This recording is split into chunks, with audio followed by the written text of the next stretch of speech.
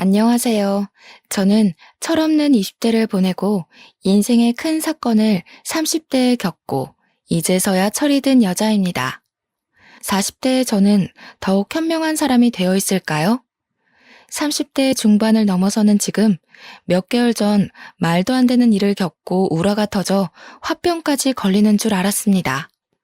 어딘가에 속 시원하게 이야기를 하고 싶어도 제 얼굴에 침 뱉는 꼴 같아서 꽁꽁 숨겨왔습니다. 제가 이렇게 남자 보는 눈이 개똥 같은 애인지 상상도 못했었는데 이런 일을 겪고 나니까 알게 되더라고요. 그럼 지금부터 제가 어디에도 말하지 못한 저의 파혼 이야기를 시작해 보도록 하겠습니다. 저희 부모님은 말이죠. 정말 투자의 신이라고 할 정도로 대단하신 분들이십니다. 아니, 사실은 투자의 신이라고 하긴 좀 그렇고 땅 보는 눈이 유별나게 좋다고나 할까요? 운이 좋은 건가? 아무튼 젊은 시절부터 부동산에 관심이 많았다고 하셨어요. 신림동 땅값이 정말 저렴했던 시절 그곳에 땅을 여러 군데 봐두셨고 돈이 생기면서 조금씩 땅을 사서 모으셨다고 했습니다. 그 당시에 신림동은 뭐 상권도 정말 아무것도 없었고 다세대 주택들만 즐비하고 도로 상황도 별로였다고 했습니다. 산동네 같은 느낌이 물씬 들 정도로 오밀조밀하게 지어진 집들 때문에 불편함도 많았다고 했어요. 지금은 큰 상가도 들어오고 화려한 도시로 변했지만 그 당시에는 정말 아무것도 없었대요. 그런 땅을 조금씩 모으다 보니 꽤 많은 터를 가지게 되신 것이죠. 그 터를 사설 주차장처럼 돈 받고 월 주차 위주로 운영하시다가 어머니께서 몸이 아프셔서 고생하기 시작할 때쯤 아버지께서 생각을 바꾸셨습니다. 어머니의 병간호를 위해 다니시던 회사를 그만두시고 어머니 옆을 지키시면서 간병을 시작하셨어요.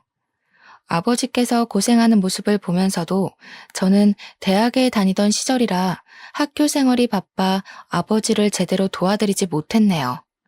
제가 다니던 학교가 관악산을 끼고 있는 국립대여서 정말 한눈 잠깐 팔면 성적이 와르르 무너지기 쉬웠거든요. 워낙 같은 학교 다니는 친구들이 공부를 잘해서요. 아버지께서 간병을 시작하신 이후에 퇴직금을 받으신 것도 있고 그동안 악착같이 모아두신 여유자금도 있긴 했지만 병원비라는 게 돈을 까먹기만 하는 거니까 아버지께서 약간의 위기감을 느끼셨던 것 같아요. 주차장으로 사용하던 터를 모조리 계산해 보니 건물을 올리기에 충분하다고 생각하셨던 것 같습니다. 아버지께서 대출을 받아 신림동 땅에 건물을 지으셨어요. 저는 너무 무리하시는 거 아니냐고 했는데 아버지께서는 일종의 투자이니 걱정하지 말라고 하셨습니다. 그쪽이 학교가 있고 또 고시촌으로 유명하다 보니까 원룸 장사가 잘 될 거라는 이유에서 시작하신 일이었어요. 건물을 거리상으로 떨어진 터에 두 채를 지으셨는데 하나는 원룸만 있는 6층까지 건물이고 하나는 투룸과 원룸이 같이 있는 빌라 형식의 건물이었습니다. 거기다가 딸 하나뿐인 아버지는 원룸을 아예 여성 전용 건물로 못 박으셨어요. 보안도 철저하게 감시하셨고 CCTV도 다른 건물들에 비해 3배 이상 많이 달아두셨습니다. 그러다 보니 여학생들에게 인기가 좋았고 원룸을 세놓자마자 언제 공실이 생기는지 문의도 많이 들어왔습니다. 저도 대학을 졸업하자마자 구로에 있는 IT 전문 업체에 취직을 하게 되면서 아버지의 투룸 빌라 형식 건물에 입주를 하게 되었습니다. 그 꼭대기층은 다른 층보다 훨씬 넓은 투룸이었는데 언젠가 저를 위해 주고 싶으셨다고 하셨어요. 저는 기꺼이 그 집으로 들어가 둥지를 틀었습니다. 그렇게 회사 일에 적응하게 된 지 얼마 되지 않아 어머니의 병색은 나아질 기미가 보이지 않더니 결국 세상을 떠나시게 되었습니다. 아버지와 저와 둘이 남게 되자 아버지는 저와 함께 투룸에 들어오지 않으시고 어머니와 살던 본가를 정리하시고는 원룸으로 들어가셨어요. 원룸에 반지하 공간도 있었거든요. 아버지께서는 영 불안하시다며 1층 제일 바깥쪽 집으로 들어가시면서 원룸 관리도 하시겠다고 했어요. 거기다가 다 큰 딸이랑 둘이 살면 딸이 불편할 것 같다는 이유도 한몫했습니다. 저는 괜찮다고 아버지 혼자 외롭게 사시는 것보다 같이 부대끼며 사는 게 좋지 않겠냐고 했지만 아버지는 끝내 거절하셨습니다. 혹시 남자친구라도 생기면 혼자 사는 게 편하지 않겠냐고 허허 웃으시더라고요. 저는 은근 민망했지만 오죽하면 저렇게까지 거절하실까 싶어서 혼자 살겠다고 했죠. 아버지는 건물 1층으로 들어가 원룸을 전체적으로 관리를 하셨어요. 경비도 서시고 세입자들이 불편해하지 않게 일일이 수리도 해주시면서 바쁘게 사셨습니다. 원룸촌 특성상 대학생들이 많이 살고 있었거든요. 거기다가 여성 전용으로 운영을 하다 보니 아버지께서 은근히 손보실 때가 많더라고요. 예를 들면 전구도 갈아 끼워주시고 수도관이 막혔다고 하면 기계를 이용해서 뚫어주시기도 하고요. 세입자들에게는 두 번째 아빠가 생긴 기분이 들게 해주고 싶다면서 굳은 일도 마다하지 않고 시간에 상관없이 세입자들을 도와주셨습니다. 가끔가다 지하철역에서 원룸까지 오는 길이 골목길이라 위험하다며 밤에는 손수 지하철역으로 마중도 나가주셨어요. 그러니 세입자들과도 관계가 좋게 유지가 되었고 대학을 졸업할 때까지 저희 원룸에서 나가지 않는 사람들도 있었습니다. 다른 원룸보다 건물도 신식이고 보안도 잘 되다 보니 월세가 비싸긴 했지만 그래도 공실 하나 없을 정도로 유명한 원룸이었어요. 오죽하면 신입생 중에 여학생이 집을 구한다 하면 공인중개사분들이 아버지께 공실 없냐고 따로 연락이 올 정도였습니다. 아버지는 차곡차곡 월세를 모아 대출금을 다 갚아내셨고 나머지 짜투리 땅에 원룸을 더 지어 올릴까 고민을 하셨습니다. 아버지의 원룸이 얼마나 친절하고 좋다고 소문이 났으면 다른 분들도 아버지에게 원룸을 더 늘리라고 하셨을까요? 혼자 사는 여학생들이 꼭 딸같이 느껴진다면서 아버지는 그들에게 온갖 정성을 다 쏟아부으셨습니다. 크리스마스 시즌이 되면 각 집마다 케이크를 돌리고 방학 중에는 월세를 조금 깎아주시기도 했어요. 다들 본가에 내려가 집이 비어 있으니까 월세를 다 받기가 좀 그렇다는 이유에서요. 입주해 있는 세입자들도 우리 아버지에게 아빠 하면서 살갑게 굴고 세입자들의 부모님들도 우리 아버지께 참 잘하셨습니다. 그래도 원룸 특성상 건물에 35가구 정도가 들어올 수 있었는데 그들이 모두 잘한다는 건 그만큼 아버지의 노력이 있었기 때문 아닐까요? 제가 너무 아버지 자랑을 늘어놓았죠. 하고 싶은 이야기는 이게 아니었는데. 아무튼 저는 자랑스러운 우리 아버지의 자랑을 하염없이 늘어놓을 수 있을 정도로 아버지를 사랑합니다. 다른 집은 아버지와 딸 사이가 서먹하다고 했지만 병을 오래 앓으셨던 어머니 덕에 아버지와 저는 끈끈함이 남달랐어요. 그렇게 세월이 흘러 제 나이 32살쯤 사건의 전조가 일어나기 시작했습니다. 저는 그때 회사에서 대리를 달고 열심히 업무를 보고 있었을 시기였어요. IT 기업의 특성상 하루 종일 컴퓨터만 들여다보고 잘못된 소스를 찾아내야 하는 직업이었기에 피로도가 정말 남달랐습니다. 돈은 그만큼 많이 만질 수 있지만 건강을 꽤 해치는 직업이라고도 할 수 있었죠. 무료한 일상에 빠져들어 하루 종일 컴퓨터만 들여다보고 책으로 공부를 하고 쉴 틈 없이 지내고 있었어요. 그런데 저의 대학 동창이 뜬금없이 연락이 와서는 소개팅 한 번만 할 생각이 없냐고 묻더라고요. 저는 당연히 거절했습니다. 일이 바빠서 야근이 매일같이 밀려있는데 남자를 만날 시간이 어디에 있겠습니까? 거기다가 하루빨리 과장을 달고 싶은 마음에 누구보다 열심히 일을 하고 있었는데 연애할 생각도 전혀 없었고요. 그래서 대학 동창에게 정중하게 거절을 했는데 이 인간이 저를 붙잡고 계속 늘어지는 겁니다. 너무너무 괜찮은 사람이라고 남주긴 아까운데 저라서 꼭 소개를 해주고 싶다고 했습니다. 우연히 같이 술자리를 했는데 메신저에 있는 제 사진을 보고 소개를 받고 싶다고 몇 날 며칠을 졸라댔대요. 자기도 피곤하다면서 한 번만 만나달라고 애걸복걸을 하는데 도무지 그냥 넘어갈 수가 없었습니다. 왜냐하면 그 동기가 대학 시절에 조별과제를 하면서 저를 도와준 적이 한두 번이 아니었거든요. 계속 부탁을 하니까 저도 거절할 핑계도 없고 그래서 한 번만 만나보겠다고 했습니다. 소개팅을 하기로 한 남자는 S기업에 다니고 있다고 했어요.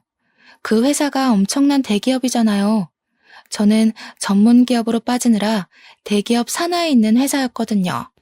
물론 소속으로 따지면 저도 대기업이긴 했지만 본사 직원과는 또 다른 느낌이긴 하죠. 너무너무 괜찮은 사람이라는 말도 있었고 승진도 탄탄대로라며 미래를 생각하면 이런 남자를 만나야 한다고 동기가 침이 마르도록 칭찬을 하더라고요. 저도 속물은 속물인지라 혹하긴 했어요. 한 번만 만나보고 별로면 두 번은 안 만난다고 못을 받고는 소개팅 자리에 나갔습니다. 첫인상은 그냥 평범 그 자체였어요. 우리 회사에서도 꽤 볼 수 있는 외모였습니다. 정말 평범함 그 자체요. 단지 회사 사람들처럼 배불뚝이는 아니었다는 게 단 한 가지의 위안이 되었으니까요. 그 나이에 앉아서 운동도 안 하고 술만 먹어서 배 나온 사람이 얼마나 많은지 다들 아시죠? 배는 없다는 사실이 안도감을 준다는 것에 웃음이 비죽 나올 뻔했지만 갈무리하고 밥을 먹었습니다. 그런데 식사 매너가 꽤 좋더라고요. 남의 음식을 탐내는 사람도 아니고 막 흘리거나 묻히거나 하면서 먹는 사람도 아니었고요. 그걸로도 나름 플러스가 되는 모습이었는데 이 사람이 은근 유머 감각이 있는 거예요. 툭툭 던지는 말이 어찌나 웃기던지 오래간만에 그렇게 웃으면서 밥을 먹어본 것 같네요. 대화도 잘 통하고 전문 분야에 대한 이야기가 나오는데 은근히 용어도 많이 알고 하더라고요. 전공도 아니고 그 분야에서 일을 하는 것도 아닌데 대화가 잘 통해서 물어보니까 저를 만나고 싶은 마음에 공부를 했대요. 그런 모습이 전부 플러스가 되면서 평범하게 생긴 얼굴이 장점 같아 보이더라고요. 더 못나지 않고 딱 평균인 얼굴이 얼마나 다행인가. 못생겼으면 밥 먹기도 싫었을 텐데 하면서 저 스스로를 다독이고 있더라니까요. 대기업 다닌다고 은근히 저 무시하거나 으스대거나 할 줄 알았는데 그런 것도 전혀 없었어요. 오히려 저에게 그 어려운 컴퓨터 언어를 다룬다면서 저를 축혀 세우더라고요. 우리 회사 사람들은 여자가 일만 하고 사근사근한 맛이 없다면서 저를 깎아내리기 바빴는데 말이죠. 제 전문 분야도 아닌 사람이 저를 위해 이 정도로 공부도 해오고 저를 올려치게 해주는 모습을 보여주는데 누가 호감 가지 않을 수 있겠어요? 자연스럽게 소개팅남과 다음 만남에 대한 약속까지 잡아버리고 집으로 돌아왔습니다. 그날부터 매일 빠짐없이 저에게 아침 인사를 문자로 남기는데 너무 센스 있게 날씨를 알려주는 거예요. 오늘은 오후에 비가 온다고 하니까 우산을 꼭 챙겨서 나가세요 하는데 맞춤법도 틀리는 거 하나 없이 온점까지 정확하더라고요. 세상에 요즘 맞춤법 틀리는 사람도 엄청나게 많잖아요. 제가 얼마 전에 회사 사람이 뜬금없이 메신저로 모르는 개 산책이라고 보내서 모르는 개를 왜 산책시킨다는 거야? 하고 있었는데 그게 모르는 개 상책이라는 말이었어요. 제가 그날 얼마나 충격을 받았는지 정말 말로 하기 힘드네요. 애프터를 그 이후로 3번 정도 더 받아서 데이트를 했어요. 시간이 지날수록 단점은 눈에 보이지 않고 장점만 보이더라고요. 딱 자기 연봉에 맞는 차를 끌고 다니고 명품에 빠져있는 사치스러운 남자도 아니었어요. 물론 저도 대충 대기업에 다니니까 서로의 연봉이 대충 가늠이 가잖아요. 그 남자도 저의 행색을 보고 느낀 것들이 있었겠죠. 아, 우리 아버지가 건물을 2채 가지고 있다는 이야기는 하지 않았어요. 아무래도 요즘 조물주 위에 건물주라는 말도 있고 아버지의 재산인데 마치 제 것처럼 느낄까봐 일부러 말하지 않았습니다. 어머니께서 돌아가시고 받은 보험금에 원룸 월세 받은 걸로 대출금은 다 갚아서 온전한 아버지의 건물이긴 하지만 저희 아버지께서도 허튼데 돈 쓰시는 분은 아니시거든요. 항상 검소하게 돈을 모으면서 투자에만 화끈하셨던 분인지라 굳이 긁어부스름 만들 필요는 없다고 생각했어요. 보통 건물주라고 하면 외제차 끌고 명품 휘감고 다니는 사람으로 오해를 많이 하시니까요. 우리 아버지는 10년째 같은 구두를 신고 다니시고 밑창이 다 드러나도 수선을 맡기면서 오래오래 한 물건을 고집하시는 분이셨어요. 딴 마음 먹고 들이대는 건 제 쪽에서 거절이라 저는 꽁꽁 숨겼습니다. 그럼에도 불구하고 이 사람은 제 모습 그대로를 사랑해 주었어요. 저는 그걸 느꼈고 갑자기 타오른 사랑을 주체하지 못하고 저희는 뜨거운 연인이 되었습니다. 그때부터는 정말 다른 연인들처럼 주말에는 데이트하느라 바빴습니다. 나이 30 넘어서 국내 놀이동산에 가서 교복 입고 데이트를 했을 때 어찌나 서로의 모습을 보고 웃었는지요. 한 12년 만에 입어보는 교복이 그렇게도 어색하고 이상하더라고요. 예전에는 매일같이 입었던 교복인데 세월이 흐른 게 정통으로 느껴졌다고나 할까요? 그렇게 데이트를 하면서 서로 가족에 대한 이야기도 하고 저희 어머니께서 돌아가신 이야기도 털어놓았습니다. 남자친구는 저에게 여동생이 하나 있는데 아직 고등학교 3학년이라며 14살이나 차이 나는 동생이라고 이야기를 했어요. 중학교 1학년 때 갓난아기가 집에 딱 동생이라고 들어오는데 너무너무 이상했대요. 어머니의 배부른 모습을 다 봤는데도 믿기지가 않아서 처음에는 받아들이는 게 힘들었다고 이야기를 하더라고요. 그때 예뻐해주지 못했던 게 미안해서 지금은 둘도 없이 챙기는 사이라고 했습니다. 사진을 보니까 뽀샤시한 게 너무 귀엽고 예쁘게 생겼더라고요. 제가 남자친구한테 장난으로 외모는 동생이 다 빼앗아간 것 같다고 너무 예쁘다고 이야기를 했어요. 남자친구도 알고 있다면서 공부도 엄청 잘한다고 특강 들으러 강남에 있는 학원에 다니는데 누가 체갈까봐 무섭다고 했어요. 그러면서 저한테 관악산을 끼고 있는 국립대 출신 아니냐고 묻길래 그렇다고 하니 동생의 목표가 거기라고 했습니다. 저에게 후배가 될 수도 있다면서 나중에 공부하는 방법 좀 잘 알려달라고 조만간 한번 보자고 했어요.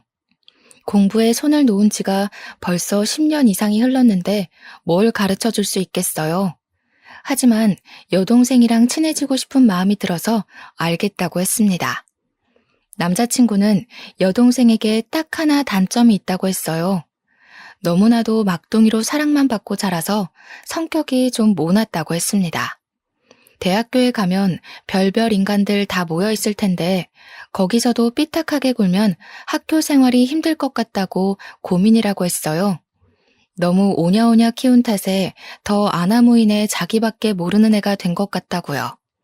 저한테 어떻게 하는지 좋을지 모르겠다고 고민을 토로하길래 저도 외동이라 잘 모르겠다고 했죠. 근데 저도 나름 오냐오냐 자란 아인데 저는 그런 성격은 아니거든요. 속으로 네 동생이 원래 그런 성향의 아이는 아닐까? 라고 생각했지만 굳이 입 밖으로 꺼내진 않았습니다.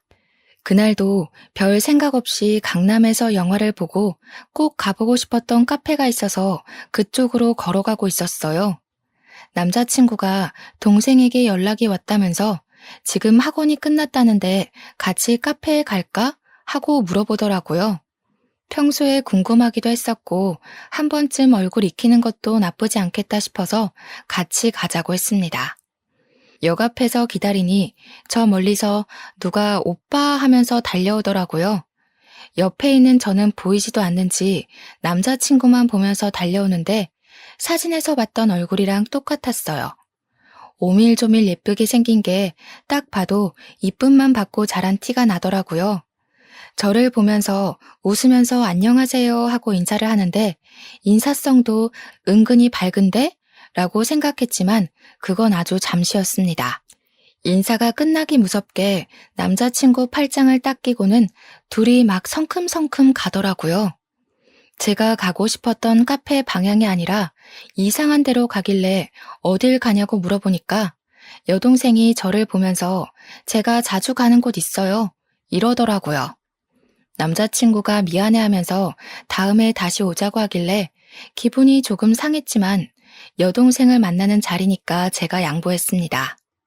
그렇게 카페에 가서 주문을 하려는데 남자친구가 가서 주문하고 오겠다며 앉아있으라고 했어요. 여동생이랑 마주보고 앉아서 약간 어색한 공기를 느끼고 있는데 저를 쓱 한번 보더니 언니는 계산 같은 거 전혀 안 하나 봐요? 이러는 거예요. 그래서 제가 그냥 웃으면서 그게 무슨 말이냐고 물어봤더니 아니, 보통 커피는 여자가 사는 거 아닌가? 이러는 거 아니겠습니까? 대꾸할 가치가 없다고 느껴져서 그냥 피식 웃고 말았습니다. 무슨 벌써부터 조그마한 게 시누이 노릇을 하려고 하는 건지 조금 우습더라고요. 게다가 제가 IT 계열 남자만 득식을 한 곳에서 어떻게 꾸역꾸역 살아남았는지 모르니까 저를 만만하게 본 거 아니겠어요? 제가 남초 회사에서 큰 목소리를 내기까지 얼마나 많은 인내심이 필요했는지 쌈딱같이 굴어야 했는지를 모르니까요. 남자친구가 커피를 가지고 돌아오고 나서는 여동생이 한참을 저를 빤히 쳐다보다가 입을 열더라고요. 다음에 만날 때는 선물 같은 거 준비해 오시는 거 알죠? 뭐 가지고 싶은 게 있어요? 수능 끝나면 안 그래도 선물 하나 해줄까 생각하고 있었어요. 어머, 언니 센스 있으시다. 그러면 저는 태블릿 PC나 노트북 가지고 싶어요. 이야기 들어보니까 대학 다닐 때 필수라고 하더라고요. 저는 깜짝 놀랐습니다. 뭐 끽해봐야 립스틱이나 파우더 같은 걸 생각했는데 거의 150만 원에 가까운 전자제품을 사달라고 하니까요. 게다가 그걸 왜 저한테 사달라고 하는지 그런 고가의 제품은 가족들에게 사달라고 하는 게 맞지 않나요? 저도 뭐 언젠간 가족이 될 수도 있지만 지금은 남남이거나 마찬가지인데요. 결혼식장 들어갈 때까지 사람 일은 모르는 거라고 하잖아요. 어이가 없어서 그냥 빤히 바라보고 있는데 남자친구가 이리저리 눈치를 보더라고요.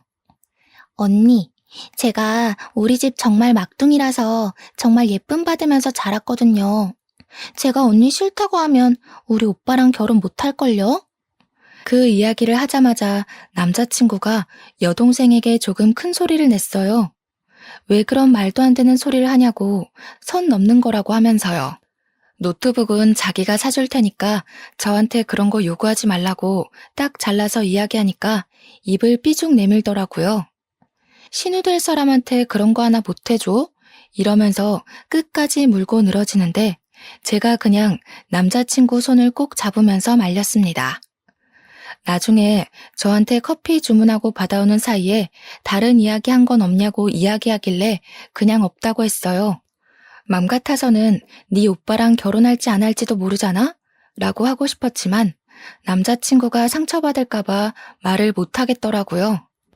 별말 안 했다고 걱정할 만한 일은 없었다고 잘 마무리한 뒤에 집으로 돌아왔습니다.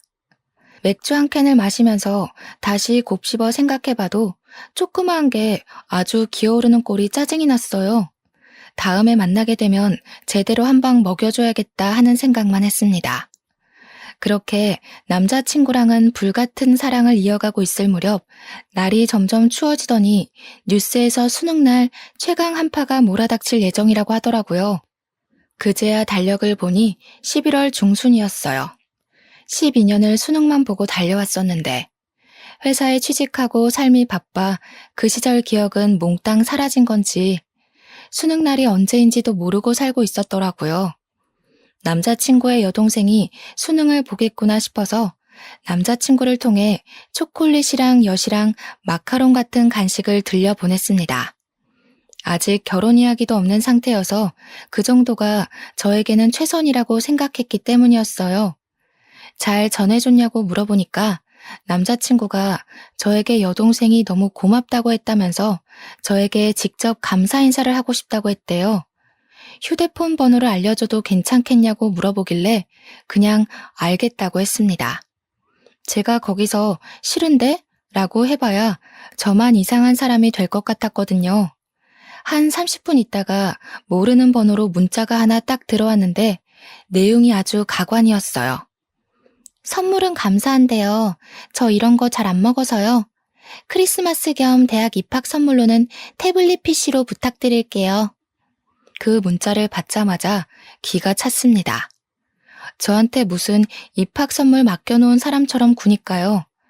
거기다가 아무리 성적이 좋다고 해도 원하는 대학에 입학을 못하게 될 수도 있고 재수를 하게 될 수도 있잖아요.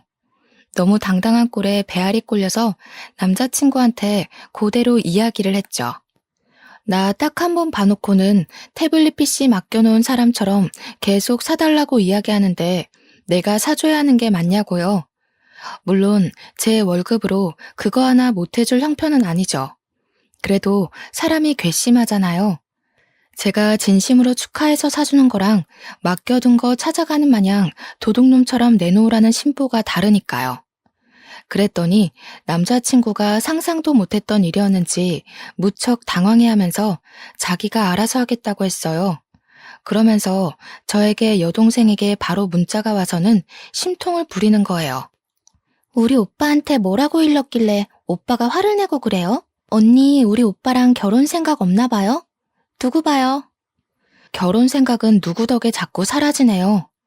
저는 그 문자를 보내놓고 여동생의 번호를 차단해버렸습니다.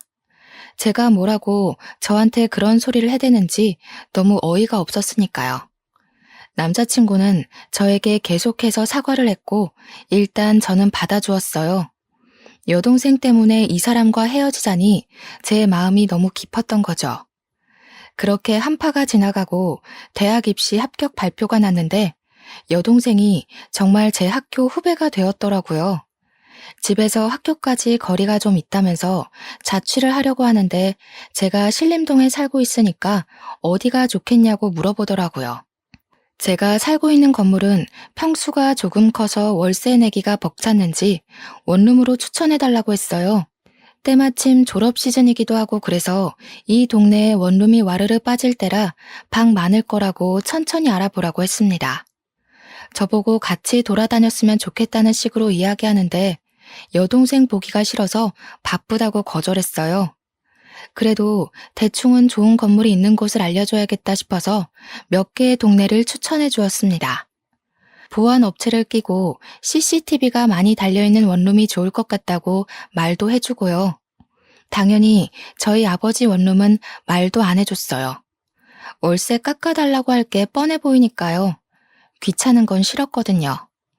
며칠 뒤에 남자친구가 제 덕에 좋은 원룸을 계약했다면서 겸사겸사 밥이나 먹자고 동네에 와 있다고 하더라고요. 집 앞 근처라는데 거절하기도 좀 그래서 소화제 하나 챙겨 들고는 만나러 나갔습니다. 당연히 여동생도 함께 있었어요. 대학 입학한 게 신이 났는지 저한테 웬일로 살갑게 굴면서 언니 언니 하더라고요. 그러더니 슬쩍 저한테 언니 이거 어때요? 하고 사진을 보여주는데 태블릿 PC더라고요. 태블릿 PC 논쟁은 이미 끝난 줄 알았는데 다시 시작인가 싶어서 머리가 지끈거렸습니다. 그래서 저도 그냥 무미건조하게 이 모델 내가 쓰고 있는데 괜찮다고 성능 좋다고 대꾸하니까 남자친구가 옆에서 또 여동생한테 뭐라 하더라고요. 지네 오빠한테 사달라고는 안 하면서 왜 나한테 이걸 꼭 받아내겠다고 저 모양 저 꼴로 구는지 짜증났어요. 밥을 먹는 내내 어떻게든 제 흠을 잡고 싶은지 이거저거 물어보더라고요. 언니는 혼자 살게 된 지 얼마나 됐냐? 혼자 살면서 남자 많았겠다. 언니 살림은 잘하냐? 혼자 산 지 오래됐는데도 못하면 사람 아닌 거지 뭐. 언니 태블릿 PC로 뭐 하냐? 그냥 유튜브 보고 할 거면 자기 주면 안 되냐? 그런 이야기들이요. 대꾸하기도 귀찮아서 묵묵히 밥만 먹고 있으니까 남자친구만 계속 좌불안석이고 그날 아주 기분 나쁜 만남 이후에 여동생과는 또 한동안 마주칠 일이 없었어요. 그렇게 봄의 끝자락이 찾아왔고 남자친구는 대학 생활에 빠져있는 여동생의 자취방을 꾸며주느라 한동안 바빴습니다. 그런 와중에 저희가 만난 지 1년이 넘었으니까 남자친구네 부모님께서 저를 보고 싶어 한다면서 은근히 운을 뗐어요.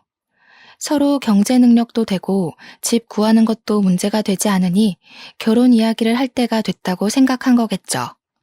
그래서 저도 알겠다고 하고 오랜만에 아버지를 만나러 갔습니다. 남자 쪽에서 그런 이야기가 나왔으니 아버지에게도 알려드리는 게 당연하다고 생각했으니까요. 그런데 아버지의 얼굴이 많이 상해 있으셨어요. 불과 2달 전에 만났을 때만 해도 이 정도는 아니었던 것 같은데 어디 아프신 곳이 있나 걱정이 되었죠. 그래서 무슨 일 있냐고 여쭈어 보니 요즘 힘들어 죽겠다고 하시는 거예요.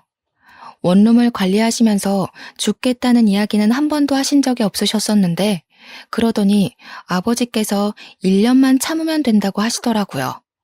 세입자한테 무슨 문제가 있냐고 바로 여쭈어 봤죠. 원룸 특성상 2년 계약은 잘 안 하고 보통 1년씩 계약을 많이 하거든요. 그러니까 이번에 새로운 세입자들이 입주를 많이 했는데 그중 한 집이 좀 말썽이라고 하시더라고요. 벽지도 멀쩡한데 곰팡이 냄새 나는 것 같다고 도배도 새로 싹 해달라고 하고 뭐가 마음에 안 들고 저게 불편하다 하고 귀찮게 군대요. 전구 갈아 끼우고 하수구 뚫어주고 하는 건 다른 집들도 다 해주는 일이니까 그냥 묵묵히 도와줬는데 벌레를 잡아달라고 부른대요.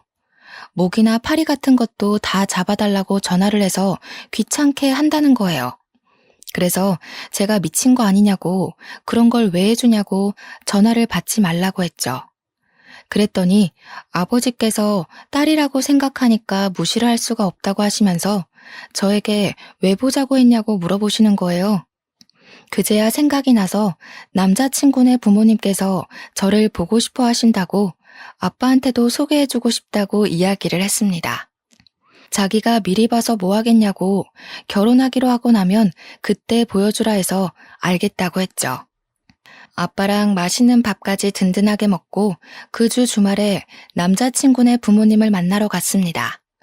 그런데 그 자리에 꼴보기 싫은 여동생도 와 있더라고요. 인사부터 시작해서 이런저런 대화를 나누다가 대학 이야기 나왔어요. 예비 시부모님은 예비 신우의 대학에 자부심이 있어 보였고 저도 그 학교 출신이라고 하니 너무나도 좋아하셨습니다. 자취하는 동네도 비슷하던데 미리 친해지면 좋겠다. 참 야무지게 생겼다면서 저를 벌써부터 며느리 취급을 해주셨어요. 그런데 제 이야기 위주로 돌아가는 그 자리가 싫었던 건지 철없는 예비 신우가 분위기를 확 깨더군요. 근데 언니네 엄마는 왜 돌아가셨어요?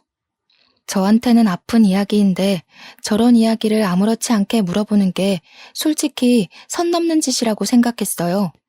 그게 왜 궁금한데요?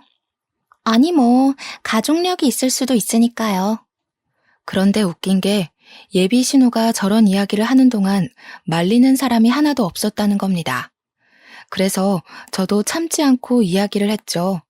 한 방 먹이고 싶다고 예전부터 생각해왔으니까요. 아가씨 들창코인 건 왜 그렇게 생겼어요?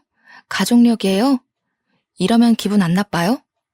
예비 신우의 얼굴이 예쁘게 생기긴 했는데 정면에서 봐도 콧구멍이 보일 정도로 살짝 들창코였거든요. 수능 끝나자마자 계속 코 수술하고 싶다고 노래를 불렀다는 걸 예비 신랑에게 들어서 알고 있었어요. 예비 시부의 반대로 코 수술을 못하고 있다고 들었는데 제가 딱 건드리니까 그 자리에서 갑자기 울고불고 난리가 난 거죠. 예비 신랑이 일어나자고 하길래 저는 아무렇지 않게 인사를 드리고 일어났습니다. 그랬더니 예비 신랑이 저한테 신우가 철없이 굴긴 했는데 거기서 저까지 꼭 그래야 했냐고 질책을 하더라고요. 지금 누구 편을 드는 거야? 나는 딱 한마디 했거든? 우리 엄마 걸고 넘어지는 거 절대 못 참는다고. 차라리 결혼하지 말자고 했어요. 그랬더니 예비 신랑이 놀래가지고 그런 거 아니라고 자기가 따끔하게 혼내겠다고 헐레벌떡 이야기를 하는데 믿을 수가 없죠. 제가 결혼 다시 생각해보겠다고 하고 화가 나서 집에 돌아왔습니다. 근데 예상치 못하게 예비 시모가 연락이 온 거예요. 저랑 만나서 이야기 좀 하고 싶다고. 예비 신우를 너무 버릇없이 키워서 미안하다고 사과를 하셨어요. 예비 신랑의 이야기를 들어보니까 똑부러지고 야무진 친구던데 꼭 며느리 삼고 싶다고 생각했다면서 결혼에 대해 다시 생각하겠다는 거 빈말이길 바란다고요. 그래서 저는 솔직하게 이야기를 했습니다. 우리 어머니에 대한 이야기를 그런 식으로 소비하는 거 싫다고요.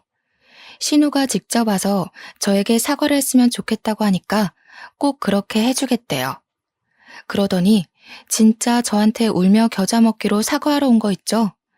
하기 싫은 티 팍팍 내긴 했지만 예비 신랑하고 예비 시모가 저한테 미안해하면서 그러니까 신우도 별 수 없죠. 저한테 잘못했다고 하길래 우리 어머니 이야기 2번 다신 입에도 올리지 말라고 하니 알겠다고 했어요. 그런데 이게 기폭제가 된 건지 시댁 쪽에서 더 질질 끌고 있냐고 이제 33살이니까 결혼할 나이가 됐다면서 빨리 상견례를 하자고 했어요. 뭐 신우만 아니면 나쁠 일 없겠다 싶어서 저도 좋다고 했습니다. 날짜를 맞추고 제가 예비 신랑에게 신신당부를 했어요. 절대로 신우의 입 벌리게 하지 말라고요. 우리 아버지가 상당히 자상한 아버지지만 제가 상처받는 꼴은 절대 못 보는 사람이라고 했습니다. 제가 결혼하지 말자고 한 것도 있고 강경하게 나오면 끝을 보는 성격인 걸 아는지라 예비 신랑도 알겠다고 했어요. 상견례 날짜가 다가오고 예비 신우가 사고만 치지 않으면 아무 일도 없을 거라 생각하고 아버지와 함께 자리에 나갔습니다. 이미 예비 시부모님과 예비 신우까지 전부 다 자리에 도착해 있더라고요. 그래서 안녕하세요 하고 공손하게 인사를 드리고 저희 아버지를 소개해 드렸습니다. 아버지도 처음 뵙겠습니다 하고 인사를 하는데 예비 신우의 얼굴을 보고 딱딱하게 얼굴이 굳어지시는 거예요. 저는 순간 아버지의 얼굴을 보고 무슨 일이 있는 건가 싶어서 깜짝 놀랐죠. 그런데 정말 하늘이 저를 살린 건지 아니면 나락으로 보낸 건지 신우가 픽 웃으면서 이야기를 하는 겁니다. 뭐야, 언니네 아버지가 경비 아저씨였어? 우리 아버지께서 원룸을 관리하고 계시니까 뭐 경비도 하고 수리도 하고 건물주이기도 하니까 틀린 말은 아니잖아요. 그래서 맞는다고 고개를 끄덕이면서 왜 그러시냐, 어떻게 아는 사이냐 하고 물어보았습니다. 근데 순간 시부의 얼굴이 약간 떨떠름하게 변하는 게 아니겠어요? 아무리 경비 인식이 좀 그렇다고 해도 그렇지 대놓고 표정이 바뀌니까 제 속이 확 상하더라고요. 그리고 요즘 경비들도 보안업체에서 전문적으로 채용해서 쓰기 때문에 예전만큼 대우를 험하게 받지도 않고요. 직업에 귀천이 없다지만 순간 너무 짜증이 났습니다. 불난 집에 부채질한다고 신우가 입을 여는데 상상을 초월하는 이야기를 뱉더라고요. 내가 지내는 원룸 경비 아저씨거든. 근데 아저씨, 왜 요즘 저 벌레 안 잡아주세요? 내가 아저씨 때문에 맨날 불안에 떨면서 자야겠어요? 벌레 잡아주는 게 뭐가 어렵다고. 이러는데 순간 이게 무슨 개소린가 싶었습니다. 그 순간 딱 머릿속에 스쳐 지나가는 일이 있는 거예요. 아버지께서 세입자 하나 때문에 너무 힘들다고 1년만 지나면 내보낼 거라고 했던 그 진상 세입자요. 그래서 내가 예비 신우한테 말을 했죠. 아가씨가 우리 아빠 원룸에 산다고요? 아빠 원룸은 무슨 경비 주제에. 언니가 왜 아등바등 돈 아끼면서 사는 줄 알겠다. 그래도 언니네 회사 엄청 대기업 아니에요? 월급도 좀 될 텐데 왜 그러고 살지? 아, 혹시 언니 결혼하고 나서도 친정에 생활비 주고 그래야 돼요? 저한테 입꼬리 살짝 올려가면서 말하는데 주먹이 부들부들 쥐어지더라고요. 예비 신랑도 정확하게 우리 아버지의 직업이 뭔지 몰랐고 당연히 예비 시부모도 모르는 상태였죠. 예비 신우의 말만 듣고 경비라고 생각했는지 상당히 불편해하는 얼굴이었습니다. 우리 아버지도 화가 잔뜩 나신 것 같았지만 제가 결혼하겠다고 데려온 상대니까 이러지도 못하고 저러지도 못하고 화를 참으시면서 저를 쳐다보셨어요. 그런데 저는 그런 생각이 드는 거예요. 내가 왜 참아야 하지? 그럴 필요가 있나? 결혼 안 하면 되지. 야, 너 지금 뭐라고 그랬냐? 좋은 대학 다닌다고 우스대기 전에 개똥 같은 인성이나 좀 고쳐봐. 그러니까 예비 시부모도 놀래고 예비 신랑도 놀래서 저를 막 말리는 게 아니겠어요?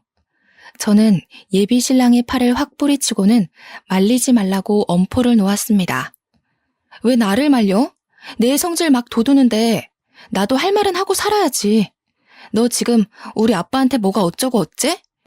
예의는 밥 말아먹었나. 아빠, 나 이 결혼 안 할 거야. 저 계집애 때문에 못하겠어. 그러니까 아버지가 듣던 중 반가운 소리라는 듯 벌떡 일어나셔서 제 손을 잡고 나가자고 하시더라고요. 그런데 이대로 가면 너무 싱겁고 재미없잖아요. 그래서 한마디 더 했죠. 그냥은 내가 또 못 가지. 너 짐 빼. 내가 보증금 바로 돌려줄 테니까 짐 빼. 언니가 뭔데 나보고 짐을 빼라 말아야. 언니가 무슨 건물주라도 돼? 사태 파악이 안 되는지 저를 보고 강짜를 놓더라고요. 예비 신랑도 예비 시부모도 모두 이게 다 무슨 일인가 싶어서 눈치만 보고 있고요. 그때 저희 아버지께서 딱 나서서 이야기를 해주셨어요. 그래요, 아가씨. 내가 거기 건물주네. 내가 그 건물 관리도 하고 주인이기도 하고 세입자들 안전을 위해 경비도 서고는 한다네. 그러자 그쪽 가족들의 얼굴이 확 굳어지더라고요. 경비인 줄 알고 우습게 여겼는데 건물주라고 하니까요. 내가 호의를 베풀면 같이 베푸는 사람이 있고 만족하지 못하고 욕심을 부리는 사람들도 있더라고. 아가씨는 후자였지. 욕심을 부려도 유분수지 어느 건물주가 세입자 벌레를 잡아주나? 아가씨가 난리를 쳐서 내가 방역도 철저하게 하고 벌레 잡는 업체와도 계약을 했네. 그런데 아가씨네 방에서만 유독 난리도 아니더구먼. 쓰레기를 버리지 않고 쌓아두고 악취나는 옷도 켜켜이 쌓아두고 하수구 막히는 것도 아가씨 머리카락이 막아둔 거지 수도가 문제가 아니더라고. 예비 신호의 생활이 문제라고 이야기하니 시댁 식구들의 얼굴이 모두 새빨갛게 변했습니다. 하지만 아버지의 말은 여기서 끝나지 않았죠. 예비 시부모의 얼굴을 딱 노려보시면서 정확하게 이야기를 하셨어요. 도대체 딸 자식의 교육을 어떻게 시킨 건지 더러워서 우리 건물에 데리고 있을 수가 없겠습니다. 보증금은 내일 당장 보내줄 테니 일주일 이내로 짐을 빼세요. 아니, 우리의 학기 중간인데 그러시면 어떡합니까? 계약 기간이라는 게 있는데 계약 기간이고 나발이고 층간소음으로 아랫집에서 항의 들어오는 것도 난리입니다. 밤마다 뭘 하는지 윗집 옆집 아랫집 할 거 없이 남자랑 있는 소리 들린다고 다들 난리인 거 아시오? 내가 사돈 처녀 될 사람인 줄 알고 말을 아끼려고 했는데 사돈도 아니니 숨길 것도 없지. 우리 원룸은 여성 전용 원룸인데 남자를 끌어들였으니 계약 위반 맞습니다. 20살짜리가 남자랑 놀아났다고 하니 다들 얼굴이 사색이 되고 진짜 빨갰다가 파랬다가 파란만장하더군요. 우리 아버지한테 예비 시부가 건물주 갑질 아니냐고 하는데 아버지께서는 태연하게 계약 위반이라고 하셨어요.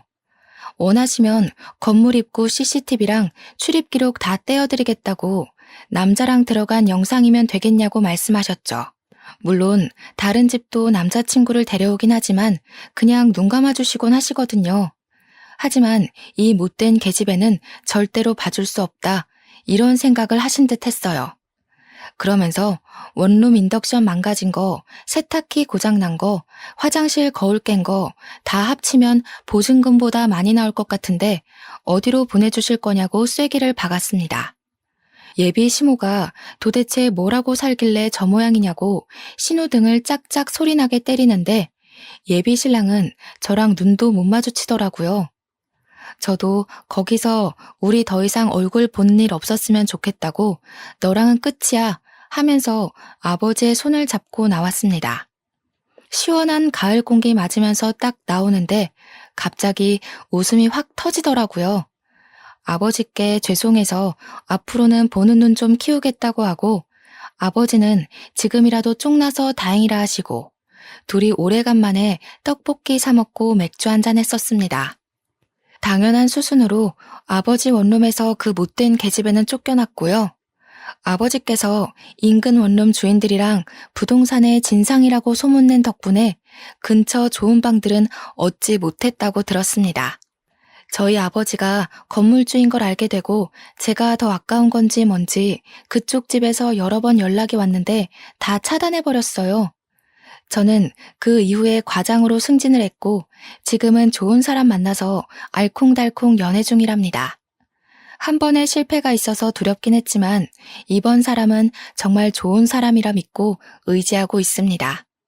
곧 프로포즈를 받을 것 같은데 살짝 겁이 나긴 하네요. 그래도 알을 깨고 나온 병아리처럼 결혼을 향해 한 발 내디뎌 보겠습니다. 저의 미래를 모두 응원해주세요. 감사합니다.